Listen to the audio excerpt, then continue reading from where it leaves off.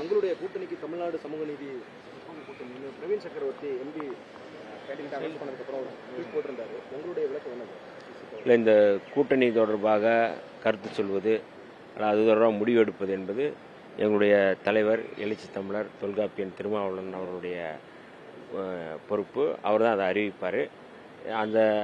அதை தாண்டி இதில் எதுவும் கருத்து சொல்வது இல்லை. சக்கரவர்த்தி கருத்தை சிபிஎம் கூட்டணி கட்சிகளுமே அதை ஆதரிக்கல, அதற்கு எதிர்ப்பு தான் தெரிவிச்சிருக்காங்க. விசிகோட நிலைப்பாடு என்ன? இல்லை, அதான் அந்த நிலைப்பாடு விடுதலை சிறுத்தைகளுடைய நிலைப்பாடு, எங்கள் கட்சியினுடைய நிலைப்பாடை எங்களுடைய தலைவர் அவர்கள் தான் அறிவிப்பார்கள். அது குறித்து நான் இதில் கருத்து சொல்வதற்கு எதுவும் இல்லை. நன்றி. சாதிவாரி கணக்கெடுப்பு தொடர்பாக சிஎம் சாரை பார்த்து மனு கொடுத்திருக்காங்க. இல்லை, இந்த சாதிவாரி கணக்கெடுப்பு நடத்த வேண்டும் என்பதுதான் விடுதலை சிறுத்தைகளுடைய நிலைப்பாடும், அதுதான் எங்களுடைய கருத்தும். கடந்த 2 ஆண்டுகளாக சாதிவாரி கணக்கெடுப்பில் எங்களுடைய துறை ஆதிதிராவிட நலத்துறை சார்பாக கடந்த முறை